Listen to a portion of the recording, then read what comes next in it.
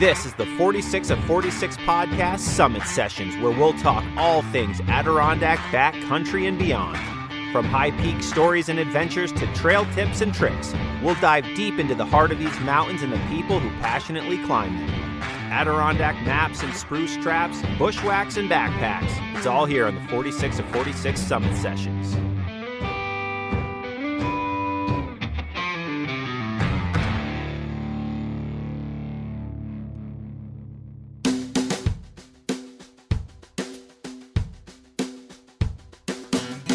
Hello out there, and welcome to another Summit Session here on the 46 of 46 podcast.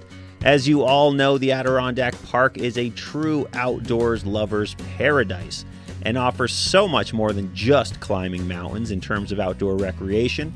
The options for hiking and paddling, camping, hunting, fishing, mountain biking, snowmobiling, skiing, backpacking, everything truly endless here in this magnificent 6 million acre park. Today's episode will be dedicated to what we can do here in the ADK on 2 wheels as opposed to 2 feet. I'll be speaking with Doug Haney, who runs an organization called Bike ADK, which is an incredible resource for all things road cycling and mountain biking to gravel routes riding here in the park. And Doug is actually with me in person, in the flesh, here in the studio to chat all about the opportunities on bicycles of all kinds right here in the Adirondacks. Doug, welcome to the 46 of 46 podcast, and thanks for coming on the show. Yeah, thank you. Super fun to be here. Yeah, stoked to have you. I don't get to do a lot of in-person episodes because most of my guests live elsewhere, but you live in Saranac Lake, so this worked out really well. So it's a treat to have someone also here with me. But before we jump into it, hit me with a little background on yourself. How'd you end up in the ADK? How'd you get into the outdoors, and ultimately for you, bicycling? Yeah, I'm going to give you the super short story right away on how I got to the Adirondacks. It goes like this: absolute luck. There it is. Yeah, 100%. I was working after college in the Olympic movement and moved out here to continue to do that. And actually parlayed that into a career that spanned a decade with the U.S. ski and snowboard teams, living here in Saranac Lake and traveling the globe, chasing winter with top athletes at World Cup and Olympic competitions. I spent 12 years with the organization. In that time, 5 Olympic Games, and then as you can relate, I had a young family, but totally. that sort of living out of a suitcase and being on the road over 130, 150 days a year just does not a good dad make. So I transitioned that into a career that kept me home. Started a small marketing communications firm, and my first client and only client at that time, and the reason I started the firm was Wildlife Conservation Society based in New York City, and their global nonprofit. They had an Adirondack program at that time, and they wanted to start a bicycle tour to showcase their work in the Adirondack Park to people from all over the country who came to move around that area at 10 to 12 miles an hour, which really helps you experience what's going on with the landscape. So that's where I got into bicycle tourism, and that just blossomed from there. I started Bike ADK in 2000, and right when the pandemic kicked off, 2020. And I've really just enjoyed what this organization now does in terms of getting people out, active, having fun, riding their bikes, exploring what you and I know is a really cool place to be. Very cool. The website is bikeadirondacs.com. While you're listening, if you want to check that out so you can have an idea as to what we're talking about and what Doug's referencing to. So when you were with the ski and snowboard team, were you an athlete or an employee of that? Yeah, I was on the employee side. Okay, got it. Yep. So I managed elite athlete communications for their World Cup and Olympic athletes. So the easiest way to explain that is if you're the Lake Placid News and you wanted to talk to Bodie Miller or Lindsey Vaughn, you'd call me. Got it. Yep. All right. Very cool. Very cool. All right, great. And I can relate strongly to being on the road for work and then home, and then when you have kids, everything changes. I am right there with you. I totally understand that grind, and it's difficult. I will say that it is very difficult. But now let's get into more of specifically Bike ADK. So your website's awesome, by the way, fantastic. But of course, given your background and what you do for work, like it makes sense that your website would be great. Very, very good job there. There's a lot to it. So you guys have everything from like bike tours and what basically some of these events that you do, these week-long events, are like, summer camp in the outdoors for adults, which are awesome. But let's take me through a couple of those, and just in general, what's your description as to what you feel Bike ADK is and what your goal is with the organization. Yeah, Bike ADK, its entire purpose is to get more people riding bicycles in the Adirondacks, whether you're a resident of the park or visiting the park. We want to get people out having fun, whether it's a mountain bike, gravel route, just tooling around their neighborhood, or going for a century ride on a Sunday, with a bunch of buddies. It's really just about people getting people active and out and on their bicycles. So that's the goal. A visitor to the website can do a whole bunch of different things. One, they can sign up for any of the events that we run, there's a whole myriad of them throughout the summer. Anything from a single day ride to weekend rides to 4-day rides to, as you mentioned, week-long tours. They can do that. They can also search a library of all of the other events that are going on in the Adirondack region for cycling, and that's searchable. So they could say, I'm looking for a family-friendly bicycle event in the northern part of the park. And all of the events that fit that criteria will pop up in that search. Then the next thing they can do is they can find a ride on their own. So let's just say a cyclist not really interested in joining an event. They just want to come up and enjoy the space and ride on their own. They can do that, and they can search a library of gravel routes, road cycling routes, and trail networks by putting in that same type of criteria. So if you say, I want to go mountain biking in the southern portion of the park, and you push that into the search engine, it'll pull up all the trail networks in that area and let you browse them and move them. And the cool thing is we've got that connected to active things like Ride with GPS and Trail Forks. So our maps come up in there, and if there's something you like, you just download it right to your phone, and boom, you're ready to go. You can go explore that route, right? Then the other thing that we do is we raise awareness for cycling in all sorts of different ways. Our blog is active. There's always new stuff up on there. We're talking about new trail networks being built. We're talking about the rail trail all the time, because I think we're going to get into that a little bit later in this podcast. Yeah, definitely. But really, there's just so much happening in the cycling world and honestly, it's a total selfish end game thing. But if I get more people riding bikes, it's going to change culture, right? So that driver versus road cyclist conflict that you see all the time. The more people riding bikes, the more normal it becomes, right? And the more the DOT has to take notice. So we have more bicycle traffic, so it has to be safer. The rail trail is going to be huge for stuff like that, with making access to cycling for families a whole lot simpler and a lot more fun. So, that's really the goal for the whole project, is just get more people riding bikes, having fun, and supporting the organizations within the area that help make the landscape and keep it as pristine and beautiful as it is, because every single one of our cycling events kicks back money to these organizations that do that for that purpose. It's like a symbiotic relationship. If I don't have Ausable River Association taking care of the Ausable River watershed, I don't have a ride for the river, because it's not going to be that really pretty, right? So there's a real nice symbiotic relationship between nonprofit organizations who care for the area and what we do at Bike ADK in terms of bringing people here, but then kicking money back to those organizations that make it really special. Yeah, I saw that on your website. Most of your events are supporting some organization that also is doing God's work here in the park. And that's, as someone who does a podcast like this, and people are very willing to get out the checkbook when they know that a lot of this money, or even part of it, is going right back into this park that we all love. And I think that's an amazing culture that we have here in the Adirondacks, and from locals and people who come to visit. No one will bat an eye to give money right back to this place. And I don't think that happens everywhere. And it's definitely a very unique culture I've found from at least like kind of the community that I've kind of formed or been a part of via this podcast. And I love that your organization is doing that. And it makes perfect sense. You're both benefiting one another by working together. And that's, harmony in nature there. And it's a beautiful thing. So, it's funny because, I grew up in Lake Placid, and I grew up on a bike, so on a BMX bike from maybe like fifth grade until freshman year of college. Like that's what life was. Life was BMX bikes and punk rock music. Like that was it. And my father at the time was a wood furniture builder. Now he's a contractor. So, and we had a big blacktop basketball court in our backyard. So our house became the local skate park in Lake Placid. So it was just like my whole circle of friends, my world was revolved around BMX bikes. So I grew up on a bike and, all over town. So it's so funny seeing things like the rail trail or things where and even in Wilmington now, there's the mountain bike park, unbelievable mountain bike park there.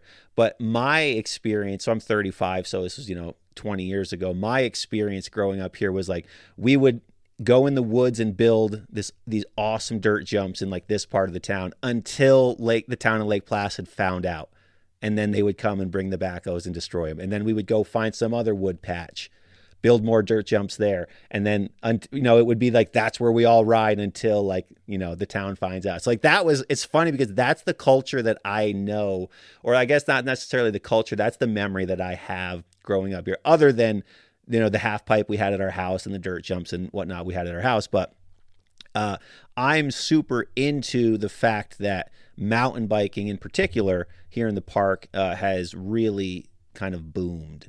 And, the Bike Eater Alliance Trails organization there, they do some fantastic work, and I think they're a huge part in it.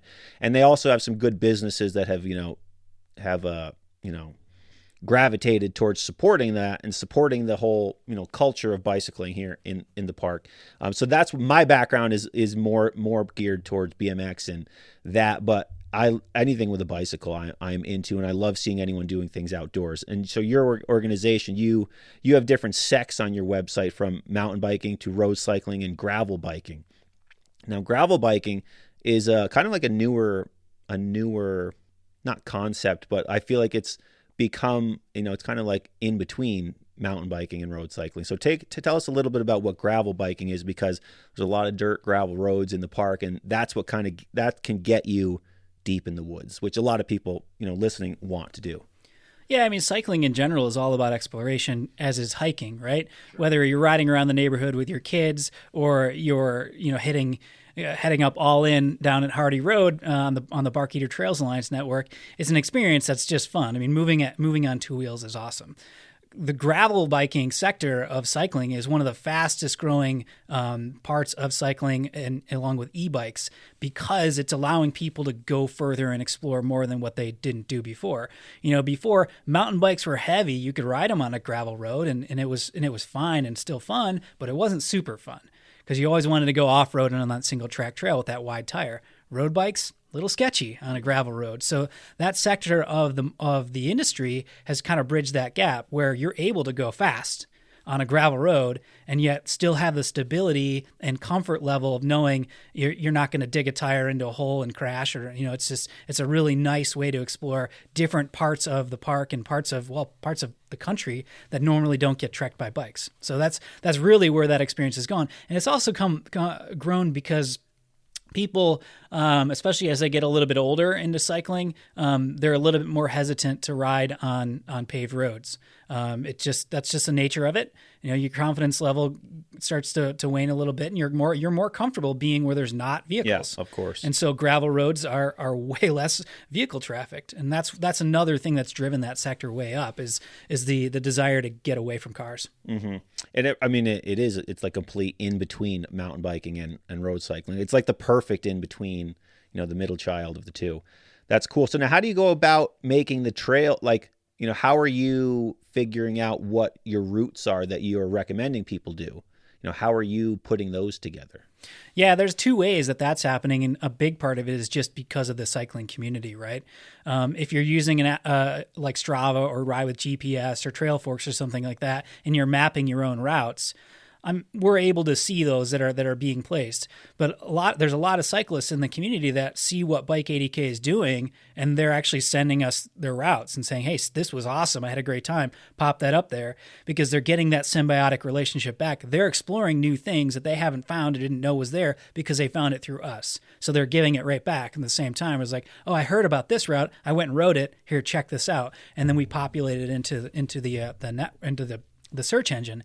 The other way is just us getting out there. Bike ADK's got a core group of people that we work with, myself and a whole bunch of different volunteers and other staff members who work with us in the summer, and they're always riding. So they're always exploring stuff. Yeah, that's great. And so we do it on our own that way too, and that's always fun. Cool. Now let's talk about the rail trail. You mentioned it a little bit ago. So for people who don't know, The Adirondack Railroad last summer, 2021, was basically they started to pull up the railroad tracks. This has been a conversation for many years about what to do with these railroad tracks. There were people who wanted them to stay. There were people who said this is a waste because these railroads the money's never going to be invested into making these working railroad tracks again. Whole bunches, then lots of different hoops and whatnot. But bottom line is they started ripping up the railroad tracks, and they're now going to turn them into trails, which I think is neat because anyone who's walked the railroad, any sort of railroad tracks in this park knows like it goes through some deep remote areas, which is cool, but it's a different vibe when you're on the railroad track. So what are they going to do with this rail trail corridor as it's being dubbed? Yeah, there's a lot that's going to happen with the rail trail corridor. And honestly, I don't think that the communities that are touched by it are really understand the impact that's going to happen when the corridor is completely open, all 34 miles from connecting Lake Placid, Raybrook, Saranac Lake, Lake Clear, and Tupper Lake. I mean, that's a lot of that's a really good distance. I mean, to think of it in a whole bunch of different senses, and I think of it in terms of two main things, right? One is quality of life. It's going to impact the quality of life for residents who live here immensely. So not only will they have this real safe place to go ride their bike, but it's also going to connect communities by bicycle. So that is a really neat thing to be able to do that, connect something by human power. We're able to connect places by hiking all the time, but you can zip between Lake Placid and Saranac Lake, which is 9 miles by road, less by rail trail, in a short amount of time. So if anyone's bike commuting back and forth, that's going to make it a whole lot easier and a lot more accessible for them and a whole lot more fun. Through the woods, no less, too, which adds a nice element to it. But the other side of that is quality of life, is when you start to lay down, when you look at, and actually the pandemic has exacerbated that in a whole lot of ways, where people are now realizing they can really work from mostly anywhere they want to. Sure. So they're deciding to go work from places where the quality of life is really high. Right? And they're like, oh, okay, I can establish my own business in this place where quality of life is really high. That's something people seek out. So we're talking about economic impact, not just from people visiting to ride the trail, but from people actually saying, hey, that trail's awesome. I want to relocate here and start my own business or raise my family here. So, I mean, that impacts enrollment in schools. It impacts more cash coming into the local businesses that already exist. But then on top of that, you're going to pile on. The rail trail is going to create so many new businesses. And the reason is because there's a lot of holes in that all of the visitors who will utilize the trail will need that people don't know exist yet. So somebody will fill that hole and create a new business to fill it whole. A shuttle service. Somebody only wants to ride one direction from Lake Placid to Tupper Lake, but they don't want to ride all the way back. So along the way, there's going to need to be infrastructure along the way, places for people to get drinks and ice cream and all of that stuff. There's going to be so much new industry that will pop up just because of the rail trail. And then the last one, and this is probably the most related to your podcast listeners, is we talked about this before we jumped on air here, is there's a lot of congestion in certain parts of the park, High Peaks region for hiking specifically, right? Mm-hmm. This is a humongous recreational asset that's going to be built for anyone to use, any ability level, all year, right? So you talk about congestion, and when it gets a little bit busy at the Adirondack Lodge, well, the 34 miles of rail trail is a lot of space for people to spread out. So I think one of the other residual impacts is going to be that it will alleviate some of the congestion in some of these busier places because it's a really fun, super cool new asset. Yeah, it's super cool is the key in my opinion. And for all of you listening who are always, commenting when I put posts up on Instagram that say move to the ADK, and you're like, oh, businesses, jobs, blah, blah, blah. Well, here's an opportunity to be the one to start some businesses that will revolve around the rail trails. And opportunity exists if you go out and seek it.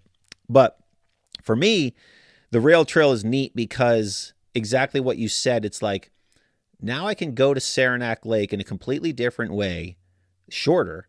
And it's kind of like it's a weird kind of thing in your head when you got to a place that you've gone to the same way forever, down the same road, Route 86. But it's like, oh, I'm on my bike now in Saranac Lake. I made it here, but I made it through the woods. To me, there's just something that's just so sweet about that. And I think that when the rail trail, it started to be told that like they're probably going away, I was always like, well, I guess that, because I've always been like, man, I think Lake Placid would do so well if Amtrak relocated their station from Westport to Lake Placid. I think it would be gigantic. Obviously, the infrastructure would need to be enormous. But when that was clearly not going to happen, at that point I said, okay, let's make these trails through the woods. Let's utilize this land. And I'm actually a person who loves railroad history in particular, so it's actually kind of funny that I came around, but I came around hard. And I see the benefit in an enormous way because it is unique. Also, too, I'm sure you're very well aware of like the whole kind of bike packing world that has started. Do you foresee maybe like that kind of culture coming to the rail trail, because it is going to expand and more trails are being made that are going to connect? So you actually could kind of turn those into some like bike packing opportunities, which if you're not familiar is take backpacking and take biking and merge the two and you get bike packing. It's very popular. There's some cool bike packing not trails, but routes in Vermont where you go to different breweries and like that's the point of that one and stuff like that. It's a neat kind of culture. But do you foresee that being something that probably comes out of these rail trails? The tracks right now are just being they're gone between Lake Placid and Tupper Lake. The future plan, as I understand it, is from Tupper Lake to Utica to continue to operate as a railroad for the foreseeable future. Sure. Now, but let's back up a little bit and go back to your bike packing point. So let's start at the real local level. Mm-hmm. The one thing that immediately will happen when the rail trail is open and accessible for riding on a cycle is it's going to create all new bike routes, because thinking just about the corridor that exists, right? You're creating a new way to get to Tupper Lake. Yep. That isn't the highway. You're creating a new way to get between Saranac Lake and Lake Placid. You're creating a new way to get from Saranac Lake out to Lake Clear. So when you start to think about all the possibilities of being able to link that rail trail corridor with roads that already exist, it's a whole myriad of new routes, because you'll be able to use some existing roads that people commonly ride all the time, be able to put the rail trail as part of that route, changes it, makes it a brand new route, and makes it fun again. Yeah. Now, build that a little bit bigger, and you're talking about the bike packing thing, 100%. People will start to bike pack here. They'll come from Westport on Amtrak, sure, and bike pack their way up, and then ride the rail trail, or and then continue on maybe to the west and south, right from there. My pie in the sky vision for this, and I may be off base, but I don't think so, is that especially with the Empire State Trail that is now active and marked, and there is that we're going to start to see people thinking about how they can go across the Empire State Trail, which is essentially the Erie Canal Trail, and then it links up with now the north to south Empire State Trail. They're going to start to make a loop out of that. Mm-hmm. So they're going to come up the Empire State Trail, and they're going to get into the Adirondacks, explore around in the Adirondacks, and then make their way back towards Buffalo on a different bikepacking route. So that's my feeling is that's where it'll go. And as more and more traffic starts to happen, I think that the communities evolve around it to make that possible and easier, right? Yeah. So what is the future of the rail corridor from Tupper Lake to Utica? I can't say for certain, but I would not be surprised if after the rail trail between Lake Placid and Tupper Lake, that data starts rolling in of the visitors' usage of it. Yeah. That the state doesn't look at that a little bit deeper and go, whew. There's quite a bit of benefit. Whoa. There. Yeah, what happens? How do we connect this? Because that again, you will see major economic impact from this section of rail trail. I'm stoked on it. I'm looking forward to it. I think it's cool. It's unique. And again, it's another thing you can throw into the mix here in the ADK that we don't currently have. Granted, we have mountain biking trails, we have trails, but this is kind of its own animal, and I'm pretty into it. And like we mentioned before, people always are up in arms about, the trails are too busy. There's too many people. Well, here's a great way for you to experience another thing in the ADK that you can do that's similar but different, and it might also become a completely new hobby on top of hiking. So something to keep in mind. But let's talk more about Bike ADK now. So as I mentioned before, you guys have you have events from like single day rides to weekends to like full week long events. And the week long ones, I mean, you're also paddling, you're hiking, you're getting the full ADK experience. That's why I said it feels like a summer camp for adults, which looked awesome. So tell me about a couple of different events that you guys offer and that are coming up this summer, and that people can check out and look on your website and browse to see if they're interested in. Yeah, let's start small and go big again. Boom. So I mean, we have a number of single day events that we have throughout the summer. All of them are tied to a charitable event. Some of them existed even before Bike ADK did. Ride for the River, which is hosted by Sable River Association, this is its 12th year. So we've gone and partnered with these organizations to elevate the reach that we can get in terms of ridership to come and ride these events. And the cool part about it is that feel-good factor. It's not only are you experiencing the work of what the organization is doing by bike, but you're also getting a little bit more of information about that organization, so you learn a little bit more, right? A rest stop on something like Ride for the River isn't just a place to fill up your water bottle. It's a place to look at a stream and say, oh my gosh, these guys do water quality testing here all the time to monitor it for a healthy trout population. You learn a lot about what you're experiencing when you're doing these events. So we have a lot of those events. We've got Bike the Barns, which is coming back this October. We just launched that one a couple of days last week. That one is a farm by bike experience in the Champlain Valley and with Adirondack North Country Association. We raise money for the farming community and the work that ANCA does with them. And there's a bunch of other ones like that. The Pat Stratton ride is a single day ride that raises money for the Saranac Lake Kiwanis Club, who they support youth programs, one of which is an annual bike rodeo where they hand out hundreds of helmets to kids. Things like that.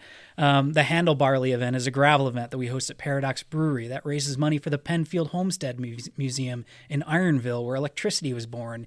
And again, all these things are not just riding your bikes; it's actually experiencing the work of what the organization does. It's visiting the museum. It's talking to people who are involved in doing the work, and so it's more holistic. You really walk away from it, not just like, oh, that was a great bike ride, but man, that was a great bike ride. Yeah. There's a lot of layers to it, and you're also diving into. You're not just riding past these places. You're experiencing what's around you, and I think that's a unique element to what you're doing. Yeah, and then we double up a little bit on that when we start to go bigger with our events. So we've got a number of multi-day events. From weekend. The Weekender at Paul Smith College has been going around for this will be our second year in a row of doing it, but the events existed prior, and that is your summer camp that you were talking about earlier. It's based right at the college, which is the campus is probably one of the most beautiful campuses in the United States, if not the most beautiful campus in the United States. You can stay in the dorms there. You can camp on the lawn there. You can stay in a local hotel or B&B.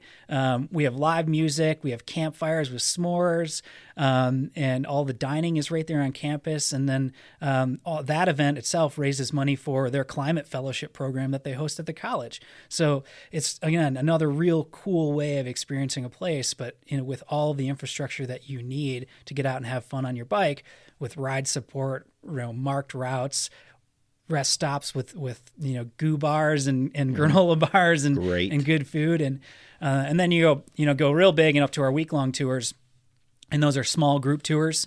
That are from 12 to 16 people, where you do stay in hotels, so you got that comfort level, but you have guides with you the whole time that are riding with you and really helping you understand where you are and what you're looking at, a little bit more about that, about the landscape that you're seeing, and they're there to take care of everything for you. So there's all levels, and I think I missed our Great Camp Sagamore experiences that we have. We have 4 of those this summer. We did 2 last summer, and they were both road, and we sold them out. And we have 4 this summer, 2 of which are road and 2 of which are gravel focused. And those are all inclusive. You get to stay at the resort where the Vanderbilt family lived back in the day, and you ride your bike and experience the water there and the history of that historic Great Camp. It's lots to do, lots going on, but all, something for everybody, really. Yeah, it's exciting. Now, let's say someone listening to this podcast says, this sounds interesting.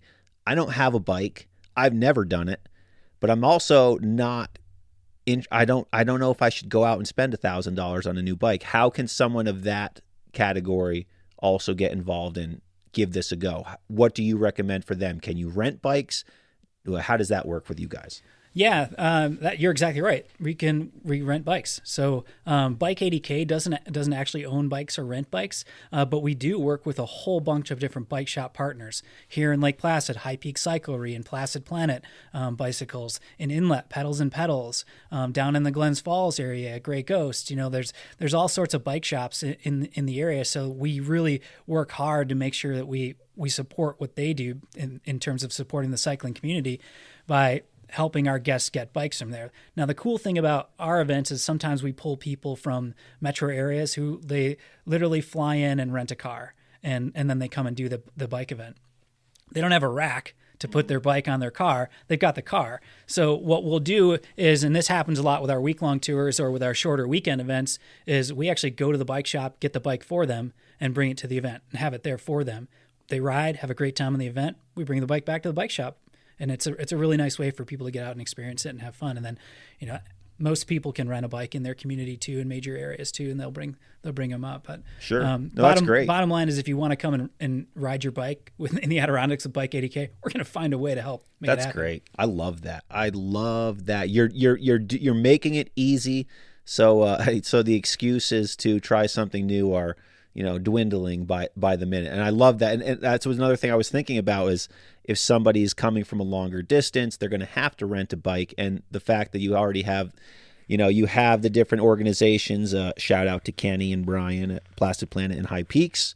You guys have been here forever, and I'm stoked that your businesses are still up and thriving because they do represent what the outdoors is and has in this park. And I'm glad that there's so much in this town that can even sustain multiple businesses, because as you know, it's hard to sustain multiple businesses in the ADK that do the same thing. But those two have been around forever, since I was a kid. And I love that they're still out there and still doing God's work in the outdoors here in the Adirondacks. Very awesome. So now let's talk a little bit about mountain biking in particular, because on your website you have stuff for everything.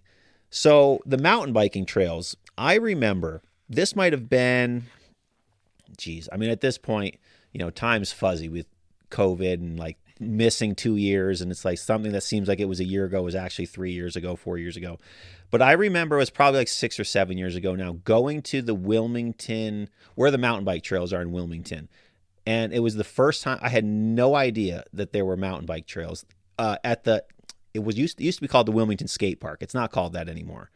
But you know where the trails are, though, that I'm talking about. Yeah. The first time. Rec park. Yes, that park. The first time I went there, because someone mentioned, like, hey, do you know that they built some mountain bike trails in Wilmington? I was like, no, they didn't. I was like, oh, the ones in like the Flume trails, right? No. There's an actual park. I said, no, there's not.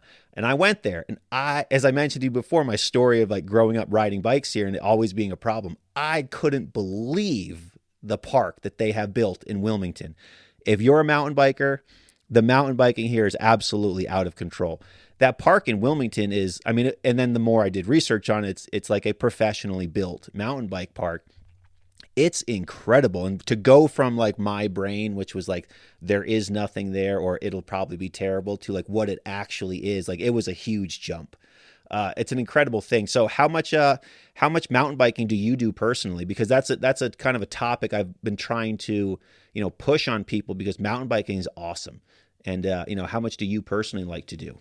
Yeah, I ride my mountain bike more than I do my road bike or gravel bike, and for a bunch of different reasons. One of which is I live right at Dewey Mountain, so I ride right from my house in Saranac Lake. The other is it's just easier and more accessible to get out for a quick ride, and ride 5 miles, and you've got in a pretty solid workout. Whereas if I'm going for a road bike ride and I want to get in a good workout, I'm going at least 25, 35 miles, and that takes longer to do.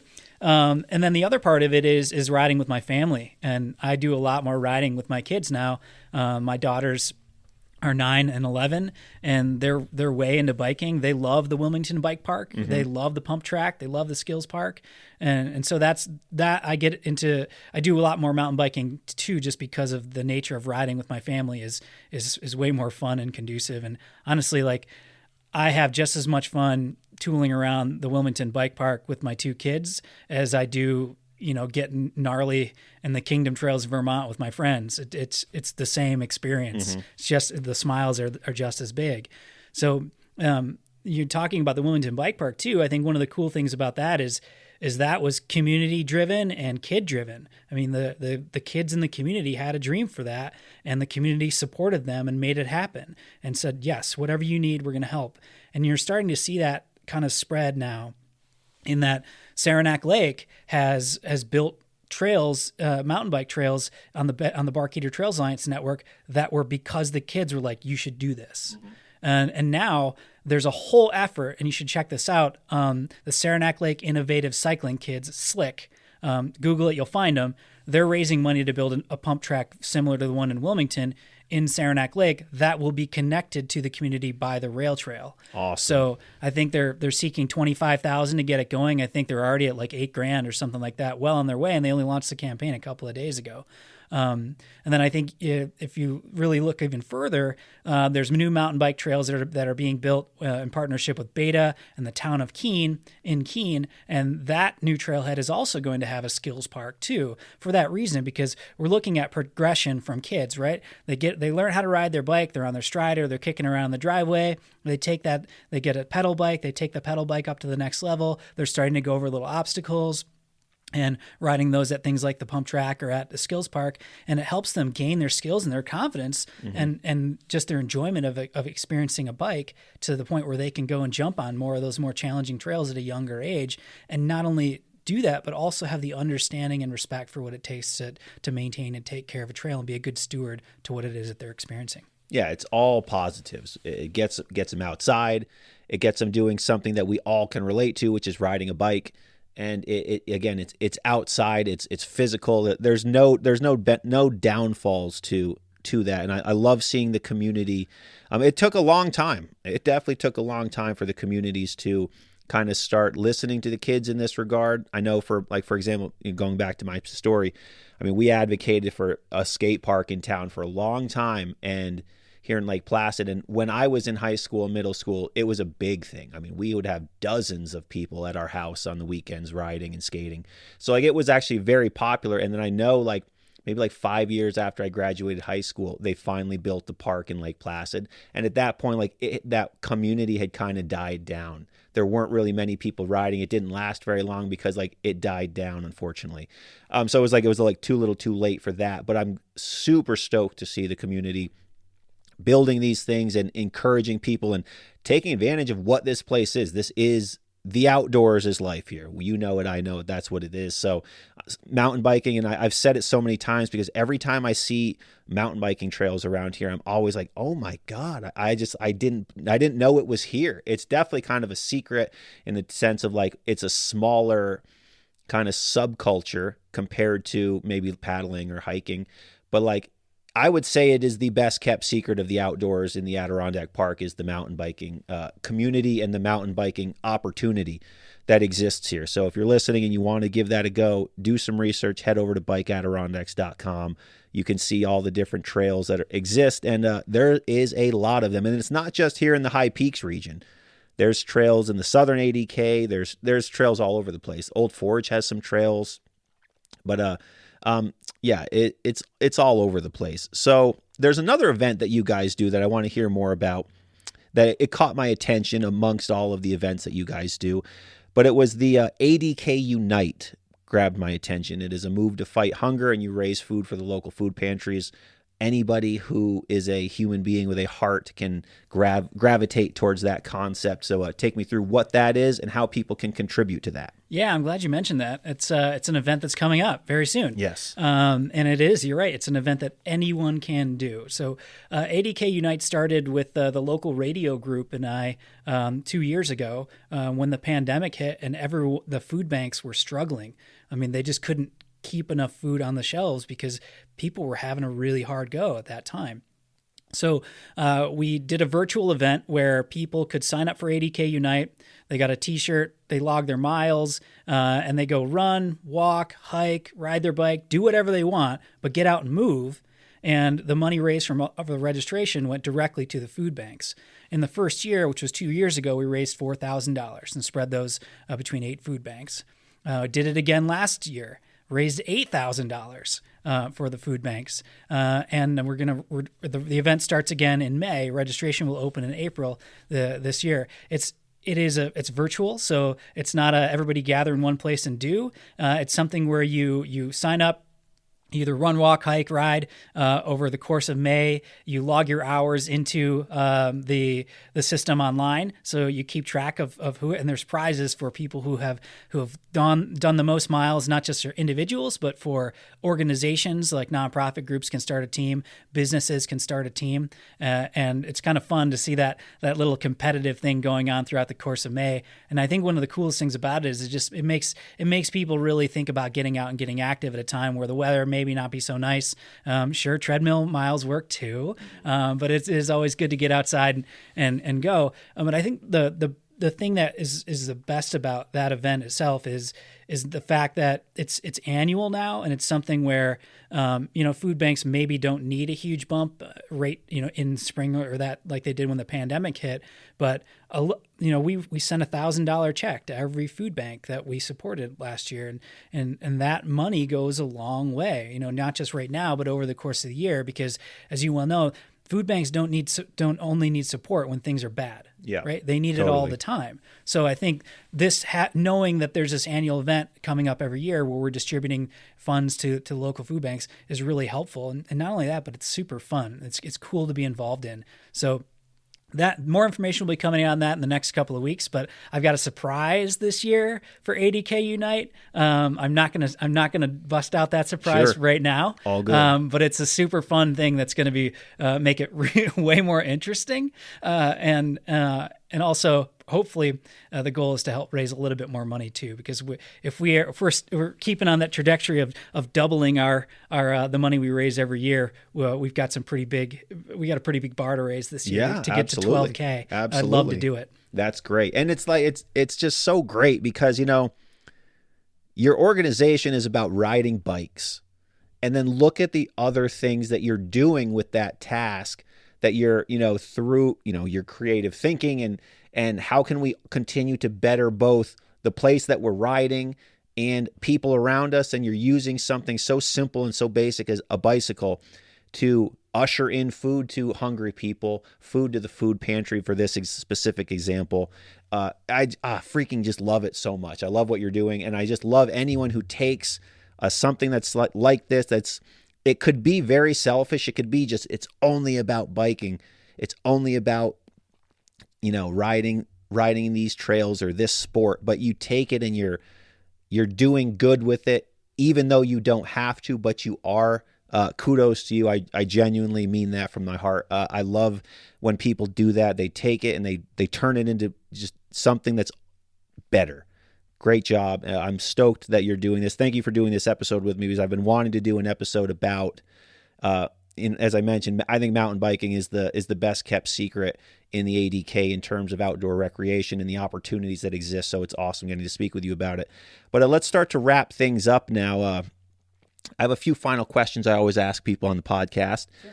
The first question is, and it's typically geared towards hiking, but we'll switch it up. I always ask, what's something that you have in your backpack whenever you go hiking that is unique to you? That's like you have to have this in your pack, and it could be about biking, it could be about hiking, whatever. What's something that's unique that you always need? It could be a food, it could be a little trinket that you have. What's something unique to you?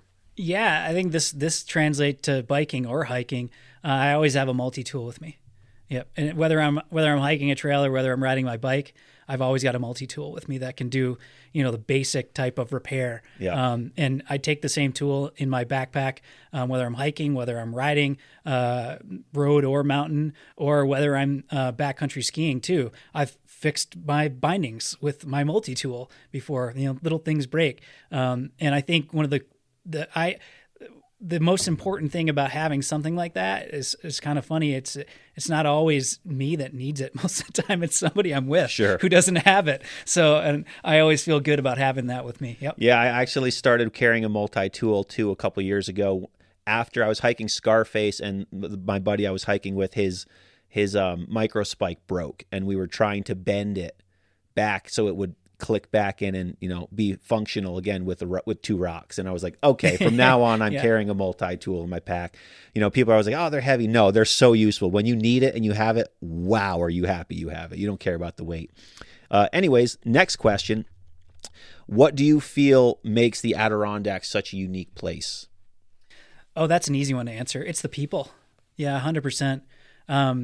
I grew up in the Midwest. We didn't talk about this earlier in the podcast, but I grew up in Michigan. I moved here right out of college in my early 20s, and I had an awesome youth. I grew up in a beautiful spot in Michigan, real supportive family, supportive community, but that was amplified by about 1 million when I moved to the Adirondacks. Not only did I have the friends that I kind of always wanted growing up, like almost instantly, but I didn't have to work to find them. They just were there. And every day was a new experience of getting out and doing something active. And it wasn't hard to do it. It wasn't something you had to plan. And I think that was, for me, was the best part about it. And really that transformational moment was the fact that I could do anything I wanted after work with people that I cared about and genuinely cared about me and cared about the place we were doing it in. And we never had to plan anything. We never had to talk about it. We never had to book it. We just got out of work and we went. Yep. And that is like, that's a mind-blowing quality of life asset to have. And, that there were many times over the course of my career where I've had opportunities to take jobs elsewhere or move, out west to Colorado or things like that. And it's a very easy decision for me to make, to just say, no way, I'm staying here. I'm always going to find a way to make my life work here because of those factors. And it's come full circle now. And my children, they say this without prompting. They're like, Dad, it's so awesome to live here. I'll be walking down Main Street, in Saranac Lake, and they see their friends, walking out of a toy store or something like that. Like the sense of community that I feel is just like heart exploding. Yeah. That's great. And I feel like I get that answer a lot, the people answer. And, what you're saying is exactly what, keeps me here. And the idea of leaving is hard because of exactly what you're saying with like, I want to be able to just, let's say I'm upstairs in my house and I'm like, I want to go on top of a mountain right now. In 30 minutes, I could be on top of Mount Joe from when I make that decision. And I think that accessibility that the outdoors has, and that's like a common thing, even back in high school or college, it's like you get done with work on the weekend or on a Tuesday, you get a text from a friend, or I guess back then a phone call. Hey, do you want to go paddling? Yep. And then in 20 minutes, we're on a river somewhere. Or you want to go hiking? Yep. And I just think that's what makes, having to drive an hour just to buy a pair of pants. That's what makes the Adirondack living worth it. Obviously there's its own challenges with like, infrastructure and those sort of amenities, but I'll tell you, I'll trade driving that hour to get to Plattsburgh to get like basic stuff for being able to in 5 minutes be anywhere I want in the woods. That's for me. So I can relate strongly to that. My next question, why do you ride? What's the reason what does bicycling do for you? I think it's just that feeling of freedom, of being able to move on your own, move as fast as you want, move as slow as you want, go places that you normally wouldn't go. And I mean, it's a simple, basic fact. It's fun to ride a bike. Yep. I mean, everybody has that in the back of their mind where they remember when they first got it. They first got on their first pedal bike and they figured it out, whether they went from a Strider, which didn't exist when I was a kid, a balance bike, or from training wheels. Like that feeling of getting it is amazing. And that doesn't go away with cycling. You're always learning something new, especially if you're a mountain biker. I mean, you're getting better every time you go ride. You're also getting better every time you go ride your road bike or every time you ride around your neighborhood. And the experience is always different. And I think that is also what makes riding a bicycle unique is, sure, the weather changes, but even if the weather was exactly the same every time you ride a bike, your experience is going to be different. And that is really, really fun. I've never had a bicycle ride, even in the nastiest of nasty, nasty weather where my feet froze off, that I didn't finish it going, that was fun. Mm-hmm. It's awesome. And I think bikes are, They're like a level playing ground. A bike is a memory that, like you said, I mean, not everyone has ridden a bike in their life, but 90-something%, obviously we know most people at some point learn to ride a bike. And that's something that it's just like a memory that everybody can relate to. And you're the same in that moment when it comes to bicycles. It's a factor that kind of, whether you're, a Hollywood actor or you're some Joe Schmo in the street, there's a time and there's a memory that you can bond over learning to ride a bike. And it's such a basic thing. And what a picture of a bike represents in the greater scheme of things, to me is an enormous thing. And yes, I grew up on a bike and that's what we did, but I do strongly feel that is just like, that's the factor that we can all relate to. And in closing, where can people find you online? Yeah, check us out at bikeadirondacs.com or bikeadk.com. You'll get there either way, and I guarantee you're going to have fun when you get there. Whether you're looking to sign up for an event, you're looking to find an event to go ride, or whether it's a charity ride or some what do we call Sufferfest, if you want to, you can find those on there too. Or just looking for routes and networks. Those are on there as well. And the other thing you can do on our website is, if you're not signing up for an event, is you can go and you can buy Bike ADK stuff. And we haven't talked about that yet, but I think that's also cool, is that we've got products that you can purchase on our website, whether it's a hat or a t-shirt or granola bars made in Essex or coffee that's roasted in Saranac Lake. And a lot of our products that we have on there, we continue that kickback thing. So for example, any of our products, you can go to our site right now and you can search the beta stuff. That's Bike Eater Trails Alliance. Anything that we have in that area kicks money back to Bike Eater Trails Alliance to help us build and maintain more mountain bike trails in the region. So we try to make sure that we do that even with just hard goods sales, is figure out a way to give back with what we're doing.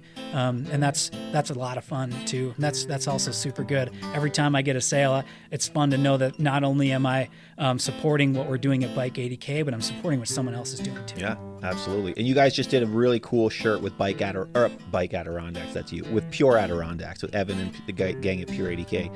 Very cool stuff. So bikeadirondacks.com. But I think we'll wrap things up right there. Big thanks to you, Doug, for coming over and chatting all about the opportunities that one can have on a bicycle right here in the ADK. And I encourage all of you out there, especially those of you who only come up here to hike, to, branch out and try some more outdoors activities this summer. I don't think it'll take very long for another activity to kind of grab hold of you as hiking always has. Plus, the ADK it has so much more to offer, and it's an easy way to spread out that mountain foot traffic, right? That everyone's always talking about. But head over to Bike ADK or bikeadirondacks.com for more on what their organization offers and the resources that they have for you.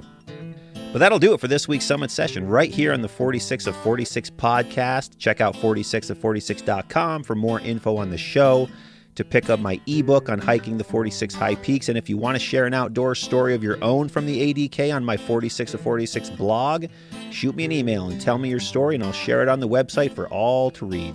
Thanks for listening, and check back on Fridays for new mountains, new stories, new guests, and new episodes right here on the 46 of 46 podcast. Remember to always leave no trace, do the rock walk, and if you carry it in, carry it out. See you on the trails, everybody.